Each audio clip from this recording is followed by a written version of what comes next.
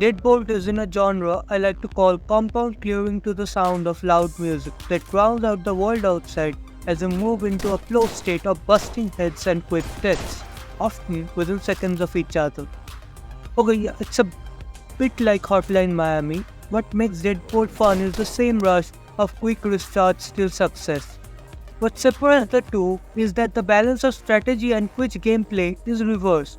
Not to say that there wasn't a method to the madness in Hotline Miami, but Deadbolt focuses on the planning ahead part way more. Stealth is often a viable way to play through these levels. Deadbolt was developed by Hopoo Games, the studio famous for the very successful Risk of Rain series.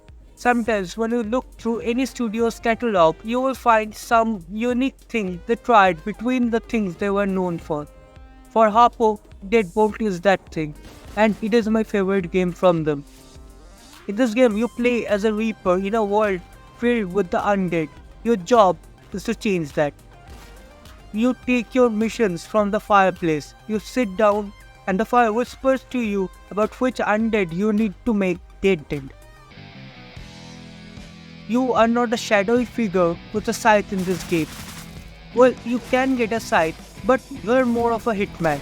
The essence of Deadbolt's gameplay lies in repetition. You can clear some of the levels first try if you are careful, but a few levels in, as the levels get bigger and the newer enemies are introduced, it's pretty much impossible to not get ragdolled by an enemy that heard you from where you thought they wouldn't be able to. You need to make a plan for the whole level.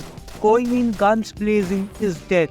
They have both the advantage of greater numbers and firepower, so bolting inside means you are dead bolt even. When the enemies are after you, running out of ammo is also a death sentence. Enemies can shoot through each other. You can't shoot through them. Enemies can shoot through each other. You can't shoot through them. So sometimes, if you are not attentive, you will get your head knocked off by someone you actually couldn't shoot. You have to scout ahead, flank enemies, separate individuals from the group, and choose what weapons you bring very carefully.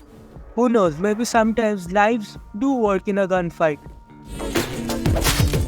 Weapons aside, the environment can be your biggest ally. Knock on the door to split the undead from his group and greet them with a swift shotgun to the skull, and quickly slide away through the numerous vents just to get someone on the opposite end of the area. Very Among Us. And then there's the lights, useful for both luring in the enemies and for making a quick getaway under the cover of darkness. The art style isn't particularly detailed, it's well done but pretty bare bones pixel art, which is a good thing in this case as it really helps the readability of the environment. And the way the enemies look and act do a great job of signaling how they will function in the game. The enemies are the main highlight of this game for me. They start off as normal grunt type zombies, a heavy guy, the runner, etc. Ironically enough, these zombies are often chilling in the living room. Well, with them being dead and all. Zombies with detached head. The heads are the thing that will notice you, but the bodies hold the submachine guns. No head, no insta-kill headshot. At this point, I was already enjoying myself, but this level got me paying attention.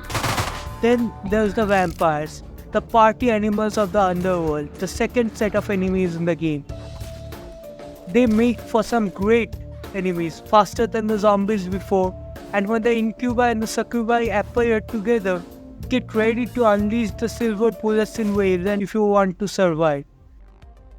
The succubi are fast and almost impossible to kill in melee range without a decently powerful weapon, and when facing the incubi, stay sharp, danger may arrive from above.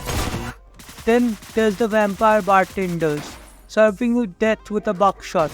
Killing them isn't enough, they won't stay down permanently since the souls are kept safe and secure far away from their bodies in these phylacteries. There's even more enemies I haven't talked about. The game definitely saves the best for last, which I won't spoil. I love the variety these enemies bring. As the game progresses, the missions and level designs get more creative as well.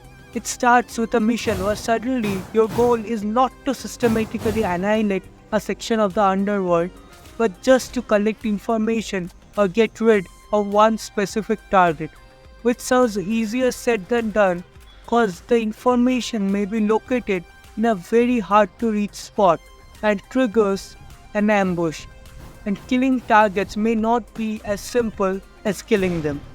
One of my favorite missions is where you have to eliminate the twins, Amber and Evelyn. The twin connection in their case is quite literal, as they have made each other their phylactery, which means you have to kill these two sisters who are on the opposite sides of the level in quick succession to make sure they stay down permanently. The game doesn't really have a focus on the story, but the lore bits you can pick up in this level create an overall image of a weird and entertaining world, which can range from funny like the random story of the zombie leader sleeping with the vampire, even though vampires find zombies gross in general, and then contrasted with zombies taking hits of the underground drug ash, a drug that for small periods of time gives them back the sensation of being alive once again. It's some depressing stuff.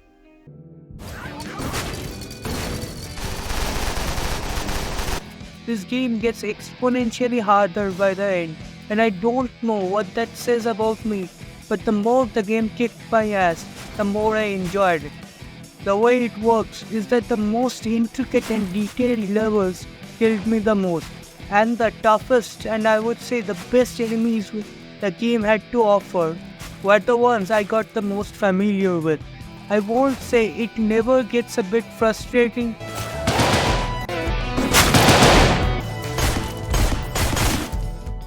but it's like solving a hard puzzle. The satisfaction of solving it makes up for the frustration manifold. But unlike a lot of puzzles, the solutions are rarely singular. There are always multiple ways to start the level and complete the given objective. The variety of weapon options you get to take in these missions makes a real difference in how to approach these levels, especially near the start. Even though I felt more like the Reap rather than the Reaper at points, the music always makes me want to take my scythe out to send them 6 feet under the underworld.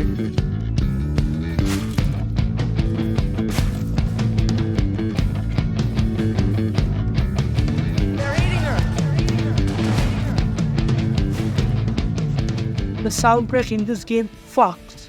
Viscous Lulu has to be one of my favorite composers, and this game I played just cause I loved the soundtrack. I had tracks ripped by that on the dance floor on playlists for ages before I played the game.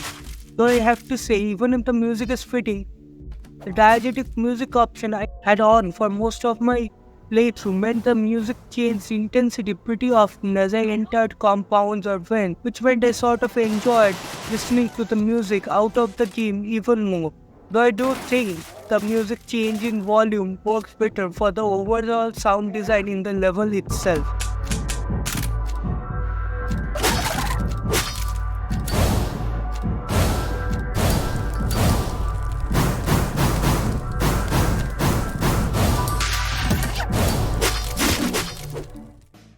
Anyway, yeah, that's Deadbolt. I'm still dogshit at writing concluding sections in these videos.